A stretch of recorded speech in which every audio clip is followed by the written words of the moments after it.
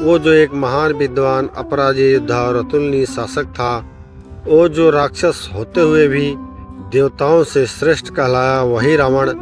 रामायण में रावण का नाम बुराई के प्रतीक के रूप में आता है, लेकिन उसकी मृत्यु के साथ उसका क्या वंश ही समाप्त हो गया? क्या रावण के पुत्रों, परिवार और उत्तराधिकारियों का कोई अस्तित्व नहीं बचा? क्या कोई आज भी गर्व से कहता है मैं रावण का वंशज हूँ? आज हम एक अनसुनी, अनकही और गहरे रहस्य से डूबी कहानी की ओर बढ़ते हैं। रावण के वंश की खोज में यह सिर्फ एक ऐतिहासिक यात्रा नहीं, बल्कि एक भावात्मक सफर है जो हमारी सभ्यता के छुपे एक अध्याय की ओर ले जाएगी। रावण कौन था? राक्षस या ऋषि पुत्र? रावण पुलस्त्य ऋषि के पुत्र थे। उनकी माता एक राक्षसी थी, कैकसी। यह दोनों पक्ष उनके व्यक्तित्व में झलकते हैं। एक तरफ ब्रह्म ज्ञान और वेदों की गहराई की समझ, दूसरी ओर अहंकार और सत्ता की भूख। रावण एक शिव भक्त था जिसने 10 दिशाओं में अपना नाम फैलाया।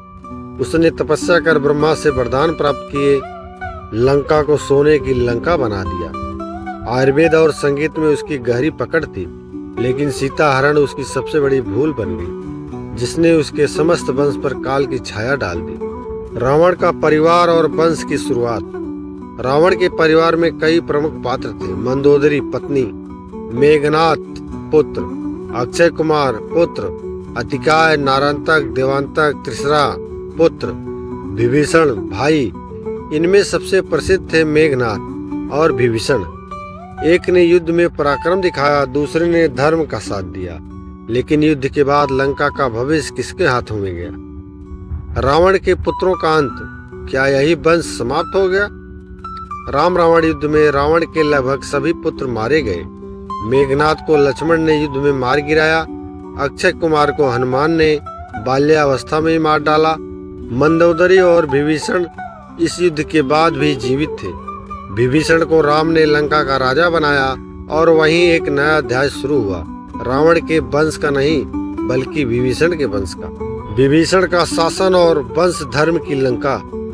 विभीषण ने राम के आदर्शों के अनुसार लंका का शासन चलाया। कहा जाता है कि विभीषण का वंश कई पीढ़ियों तक लंका में राज्य करता रहा। ऐसी मान्यताएं हैं कि विभीषण का वंश अभी भी श्रीलंका के कुछ हिस्सों में मौजूद है, विशेष रूप से वहां के तमिल ब्राह्मण समुदाय में। लेकिन क्या वे रावण के खून के हैं? यह सवाल आज भी गूंजता है। श्रीलंका में रावण के वंश के अवशेष, क्या कोई आज भी जिंदा है?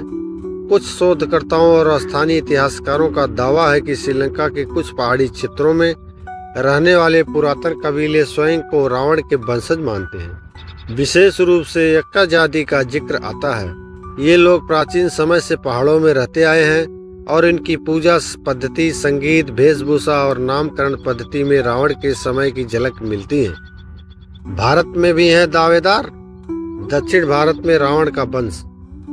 तमिलनाडु के कुछ परिवार, विशेष रूप से ब्राह्मण और सिद्ध समुदाय के लोग दावा करते हैं कि वे रावण के समय से ही जुड़े हुए हैं। कुछ विद्वान मानते हैं कि रावण का वंश पूरी तरह समाप्त नहीं हुआ, बल्कि वो लुप्त होते होते समाज के कुछ कोनों में समाहित हो गया। रावण की पूजा, वंश नहीं फिर भी आराधक। मध्य प्रदेश, हिमाचल प्रदेश, कर्नाटक और राजस्थान के कुछ इलाकों में रावण की पूजा होती है। मंदसौर मध्य प्रदेश में तो रावण को दामाद मानकर पूजा जाता है। यहाँ के लोगों का मानना है कि मंदोदरी यहीं की थी। क्या यह भी रावण के वंश की ओर छिपे कनेक्शन की ओर इशारा करता है? भावात्मक हिस्सा। मैं रावण का वंशज हूँ। वाराणसी में रहने वाले एक वृद्ध योगी जिनका नाम श्री बावननाथ दावा करते थे कि मैं रावण के वंश का हूँ।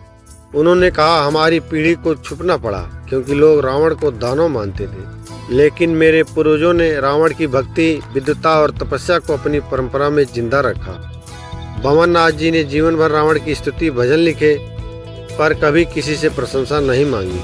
उनके शब्द थे, कभी कभी इतिहास केवल विजेता नहीं, पराजितों की पुकार में भी सच्चाई छुपाए होता है। डीएनए और विज्ञान, क्या वंश का प्रमाण संभव है? आज के युग में विज्ञान इतना प्रबल हो गया है कि डीएनए के जरिए वंशों की जांच की जा सकती है। कुछ प्रयास ऐसे भी हुए हैं जिसमें श्रीलंका और भारत के पुराने कबीले और वंशजों की जांच की गई। परंतु अभी तक कोई ठोस प्रमाण नहीं मिला कि कोई व्यक्ति प्रत्यक्ष रूप से रावण का वंशज है। फिर भी खोज जारी है। क्या रावण वंश छुप गया या खत्म हो गया? कई ऐसे उदाहरण हैं इतिहास में जब किसी वंश को मिटा दिया गया या उनको स्वयं छिपा लिया गया। रावण का वंश भी संभवतः समाज के भीतर कहीं विलीन हो गया हो। कुछ कहते हैं कि रावण का वंश खत्म हो गया, तो कुछ मानते हैं रावण अमर है, न खून में न तो परंपरा में। निष्कर्ष: एक अदृश्य उत्तराधिकार।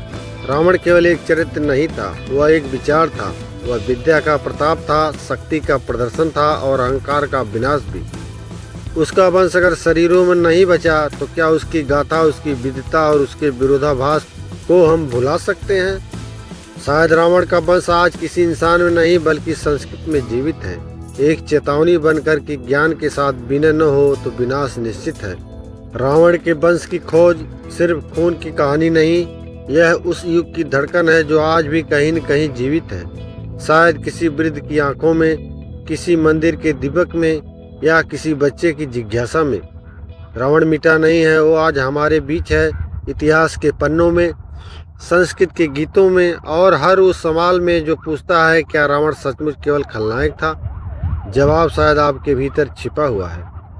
तो दोस्तों, अगर आपको ये वीडियो अच्छा लगा हो तो हमारे चैनल पुराना युग को सब्सक्राइब करें, लाइक करें, दोस्तों परिवार में शेयर करें। मिलेंगे अगले वीडियो में, तब तक के लिए जय श्री राम।